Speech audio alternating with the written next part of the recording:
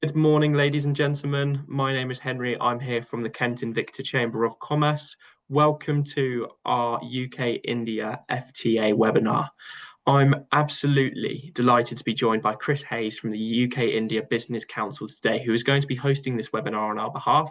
He's the expert. He's got all the information. I'm sure loads of you have a number of questions of what's going on in the world. It's absolutely crazy at the moment, but that's why we've got Chris in. Can I just ask that those of you who have joined, please, if you have any questions at all throughout the session, just note these down in the chat, and then we will get to these at the end of the session in a dedicated Q&A. That is enough from me. I am now going to pass you over to Chris. Chris, over to you. Excellent. Thanks, Henry. And a huge thanks to obviously Kent Invicta Chamber of Commerce for inviting me to do this session. It's a very, very hot topic. As Henry mentioned, obviously, the world seems to be going through a strange time of tariffs being increased. So it's great to be able to be talking about a huge global market where the opposite has happened and tariffs are actually being removed or reduced. As Henry mentioned, my name is Chris Hayes. I'm one of the directors at UK-India Business Council.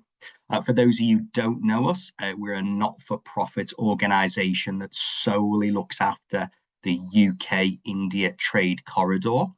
We were spun out of government around 15 years ago.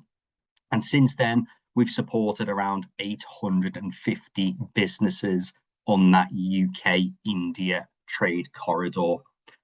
My role today really is to give you a sort of a whistle-stop tour of how the India relationship has developed so far, where we're at now, and more importantly, what are the opportunities coming out of that free trade agreement. There's a huge amount of stats all about India, and I didn't mention at the start, but I'm a chartered accountant by trade, so I actually love numbers. So I just wanted to just give you a quick overview of some of those numbers. As many of you will know, India is the world's largest population now, 1.4 billion people. Probably what you don't know, though, is that over the next decade, India will account for 20% of the global growth. So a fifth of global growth will come from just one country. So this just shows the trajectory that India is on at the moment. India is already the fourth largest economy in the world. It overtook the UK as the fifth largest economy last year. And then earlier this year, it took over Japan to become the fourth largest economy. It's also predicted by 2027 to overtake Germany to become the third largest economy in the world. A bit like China in the sort of 2010s, India has a huge growing middle class. So between the years 2005 and 2022, this has almost doubled to 400 million people. And of course, this creates huge opportunities for UK brands and UK services looking to enter into that market and support those middle class as they look to move up the premium chain. So things like whiskey, food, insurance services are all really starting to become prominent. There's also 700 million online shoppers over in India. So you have double, basically Europe and the US combined in terms of the volume of shoppers that you have access to. And a couple of other quick stats. 25% of global growth of car sales will come from India. Anybody who's been to India, and I know there's a few friendly faces already on this webinar that I know very well have been there. You'll probably be surprised to know that only 7% of families in India have access to a car, given the congestion that are on the roads. Obviously, two-wheelers are the predominant mode of transport in the vast majority of areas in India. And then one final stat for you is that over the next decade, India will spend £500 billion on its energy transition. Some of you may have read the world's largest solar farm is currently being built in Gujarat, and that's a combination of solar and wind, and that will generate enough electricity for 30% of the entire country. So that just gives you a size and scale of what's happening at the moment in India. What I thought would be useful before I start to go into the free trade agreements in detail is just talk about some of the existing companies that are already successful over in India. Some very, very familiar names on this and maybe some less familiar names. So let's start off with the familiar ones. So JCB entered into India in 1979. They now have 6 state-of-the-art factories, employ 7,000 people. And essentially they service all of India, Southeast of Asia, and Africa from these factories over in India. Rolls-Royce, they already maintain 5 sites over in India. They employ 1,000 highly skilled engineers. They have a focus on marine technologies in Pune, and in Bangalore, they work on aerospace projects. I guess a couple of companies you'll be less familiar with, an amazing company called Radio Design, that they operate in the RF solutions, so radio frequencies and mobile networks. They work in defense, aerospace market. They're headquartered in Shipley, which is just outside Leeds. They've just expanded and built a global operations center over in India as well to service that growing market. Kiel-based biocomposites supply hospitals in India with medical devices for use in complex bone and joint infections. And one that I'm particularly proud of is a company called PJ Valves. They're a global manufacturer and supplier of energy products. They started with UKIBC's support, so we helped them get boots on the ground. They then set up their own legal entity, and now, as you can see from the chart on the screen, they are now the 5th fastest growing UK company over in India. But what you can see from that chart, though, is that there is a plethora of different sectors that are covered there, from business services, technology, to energy, to financial services. So showing that there is opportunities across all the areas in India. And I guess this is really important because India is on a drive to attract more manufacturers as it goes towards its 2047 target of something called Atmanirbhar Bharat, which is self-reliance. So India in 2047 will be 100 years since independence, and its target is to become a developed nation by that time. So obviously it's looking to create those jobs and obviously looking for opportunities for companies to service both the Indian market, but as I mentioned before, Southeast Asia and Africa. I think one stat that will probably blow everybody's mind is that India needs to create 1 million jobs a month to be able to hit this target. I'm sure if we spoke to our government and said we could create 1 million in a year, they'd be absolutely over the moon, but 1 million a month. And that's why it's created something called the production linked incentives.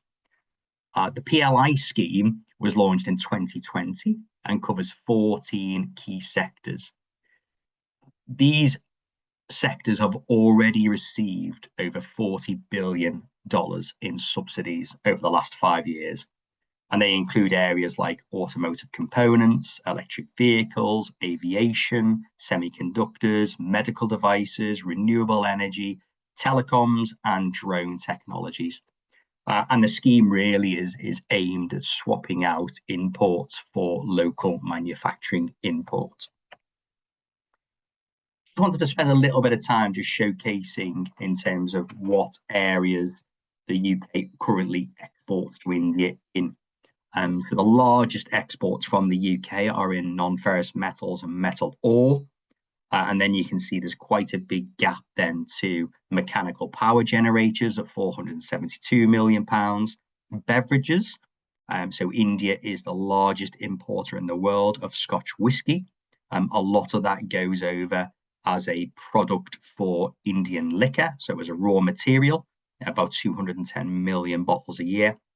And then the final one that I put on the list there is general machinery as well. At this point, I wanted to talk a little bit about the free trade agreements, but before I do, just setting some quick context. So the UK-India relationship is very much two-way.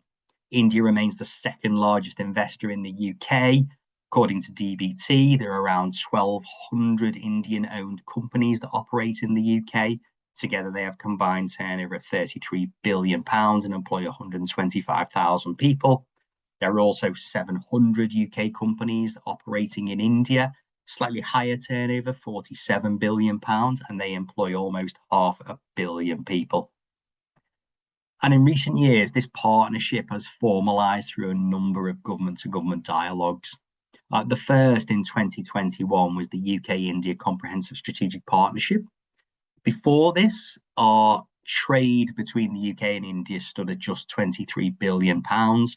By 2024, this had almost doubled to £42.6 billion.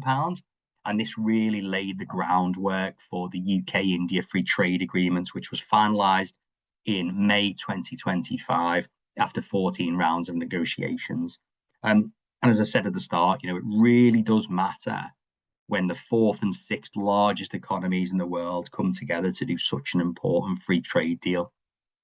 The deal is expected to increase this imports and investments by £26 billion, with more than 60% of the benefits coming on the UK side, growing the UK economy by £4.8 billion a year.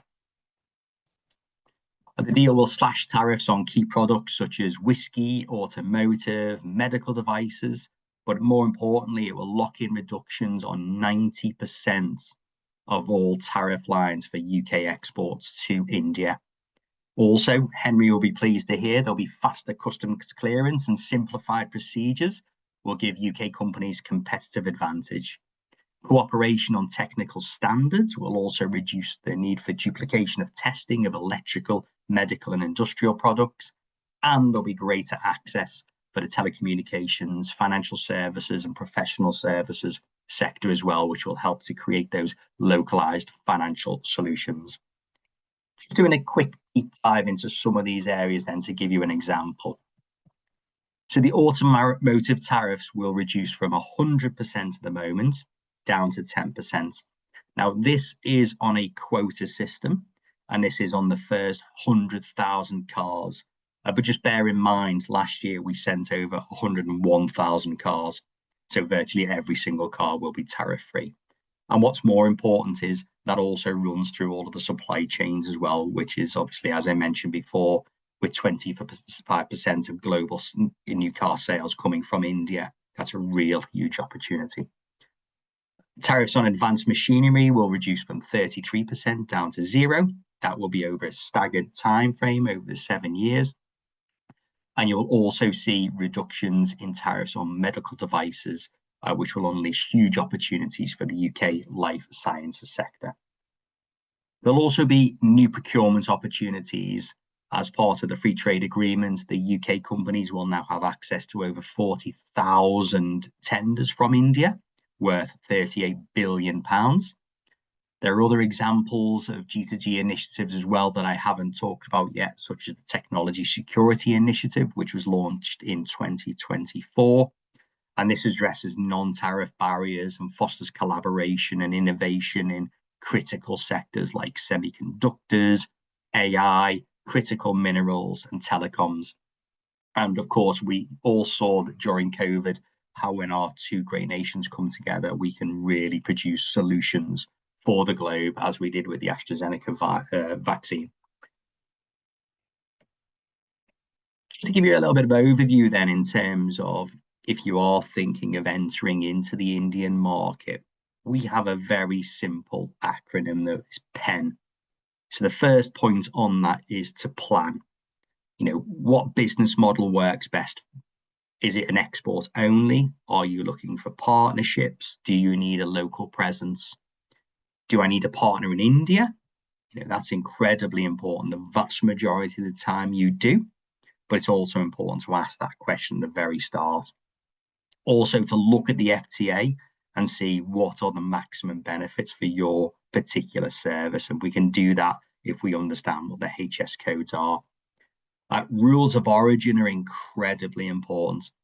There is elements within the free trade agreements which allows, as long as there is 20% UK services or product in that machinery, then there is benefits that UK companies can have via the Make in India scheme. And of course, other things such as you'll always be doing as well if you're exporting to other areas, such as registering for export and understanding your HS codes. I think some of the challenges is the market size. Some of the states, if you look at some of the Pradeshas, for instance, the state in its own has 200 million people in one state. So actually understanding which of the 28 states is the best for you, and again, getting the support and advice on what does that look like. India is incredibly price sensitive. So that competitive landscape of understanding who are your local competitors and what is your pricing strategy going to be. If you are a premium product, then people will pay that premium.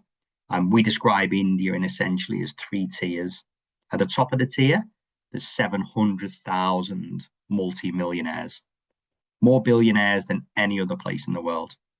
The middle class, as I mentioned, that 400 million up and coming, looking for new products, looking for new travel. And then at the bottom, there is the million or the billion people, that are mainly made up of the migrant workforce. Again, understanding the regional differences. To fly from the north to the south of India takes around 4.5 hours, 5 hours maybe. So it's the equivalent of flying from the UK to Turkey, and you think of all the countries in between, the different landscapes, the different languages as well, which is incredibly important.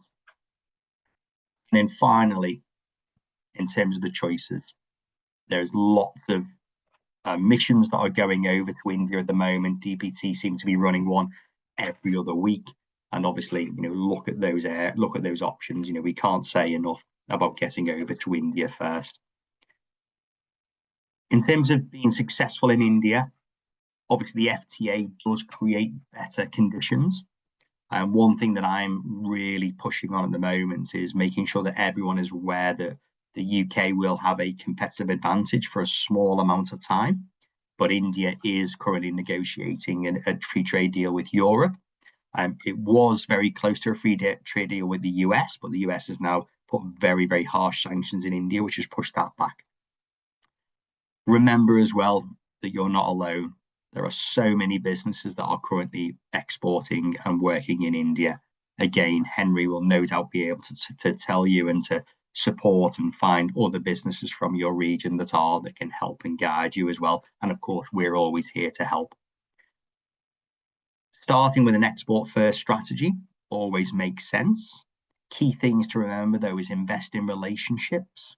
India is very much a relationship driven country, same as China, same as Southeast Asia. When you are starting on your journey, don't be surprised if the first questions that potential partners ask is about your family, is ask about your background. They want to know more about you rather than how we are in the West, which is very much more transactional, which sometimes, I think is a bit of a shame. Plan for long term as well. All the businesses that I spoke about at the start very clearly understood that India is a long-term game. If you're expecting to make money in the first 12 months, it's probably the wrong market for you. But the long-term gains are huge. So it is very much a market worth exploring. As I mentioned before, the pricing. Some pitfalls to avoid. Don't assume that removal of the tariff is automatically going to lead to sales. It's really important to understand the competitive landscape, and I can't emphasize enough how price sensitive India is. Underestimating the need to build those relationships. You simply can't succeed in India by simply flying over once a year. You need to really be putting the effort into the relationship. And also thinking that one product or one service is right for the entire Indian market. You need to take it by state view.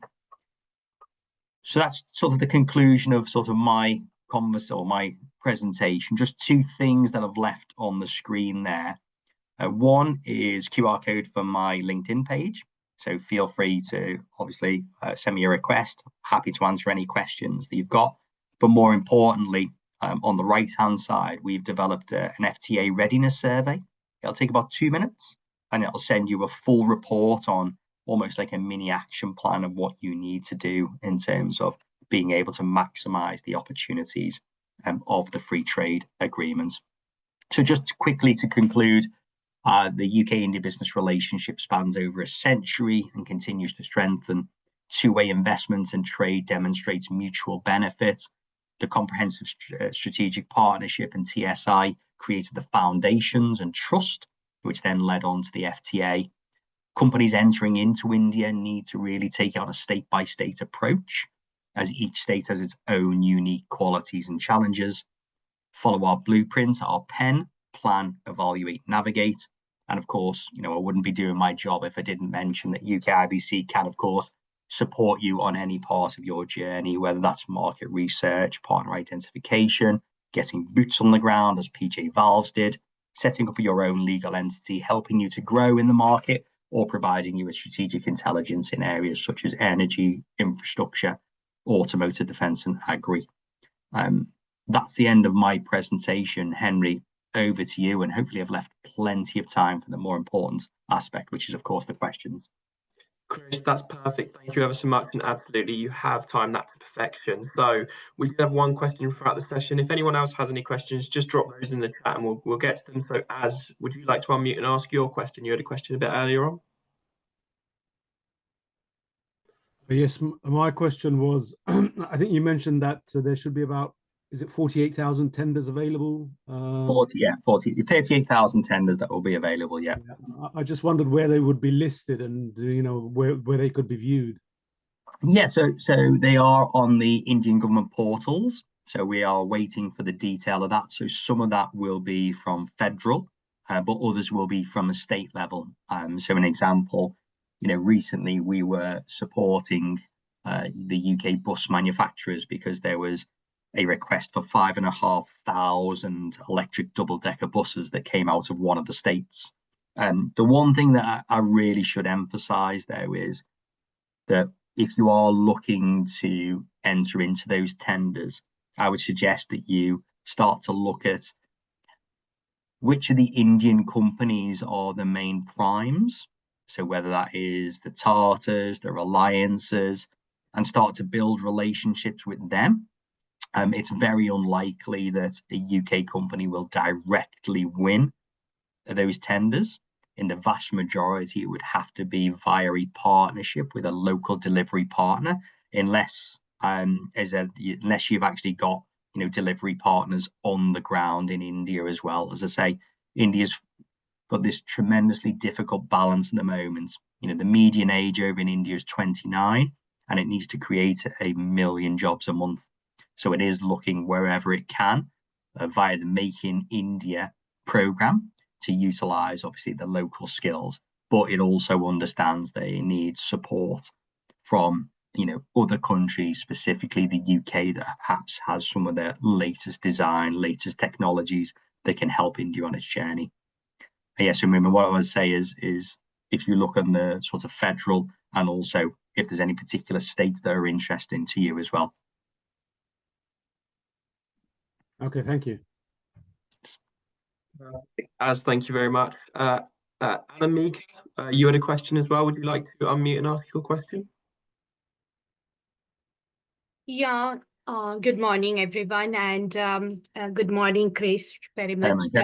Thank you so much for explaining it so nicely. So so we own a consultancy firm in Dartford, we are based in Kent, and we are a valued member of Kent Invicta Chamber of Commerce. So my specific query, because my company provides consultations to the UK retailers, particularly we work mostly into the sustainable textile and fashion part. And I would like to know, if you could explain specifically about the potential of collaboration in the textile or fashion industry. And with our experience, we have seen that there are a lot of potential manufacturer in India, and they have been consistently working with the UK retailers in terms of providing them the raw material, starting from fabric to final garment. Now, because of the FTA, the import duty will be completely lifted up in UK, so which will definitely pave a new avenue for the Indian manufacturer. So how it will help? Secondly, as you mentioned and as you elaborated it clearly, that India has got a huge potential, and this is the only country in the world where we can say there are different segments, including the maximum number of billionaires than the middle class. So it has got different market segments. So I would also like to know that how the Indian retailer can penetrate in potential Indian market, and how we, being a consultancy firm, we can help them for this partnership growth or any kind of collaboration. Yeah, so two well, there's quite a number of elements there, isn't there? So yeah, in terms of the Indian textile industry, yeah, as you mentioned, a lot of the textile manufacturers already have the relationships over in the UK. The tariffs before the free trade agreements were not very high. I think they were 10%. So in reality, the barriers to entry into the UK were already very, very low. We probably had around 600 inquiries from Indian textile manufacturers looking to enter into the UK market. So that will obviously create more competition over in the UK. But I think a lot of those Indian manufacturers obviously need to understand some of the compliances that are required in the UK. So whether that is, the anti-slavery compliances, whether that is on the sustainability, as you mentioned, it's incredibly important that the brands over in the UK have full traceability down their supply chains. So we do see huge opportunities for Indian textile manufacturers to look at the UK. On the flip side, we have been working with a number of UK retailers into India. So, in the past, we worked with Burberry. We've worked with Thomas Pink. More recently, we helped Quiz Clothing set up their e-commerce platform over in India as well. And I think that's the key, as I mentioned before, 700 million online shoppers. There is huge opportunities for UK retailers to look at that Indian market, particularly now as that growing middle class is looking for maybe looking for different products, maybe looking to the West in terms of some of the brands that are on offer. There's also some eloquent solutions that you can have over in India where your products can be listed on Amazon, Flipkart, Nykaa. There's around 6 different online platforms that you can list your products on simultaneously. And there's plenty of companies that will manage your stock for you and do final fulfillment.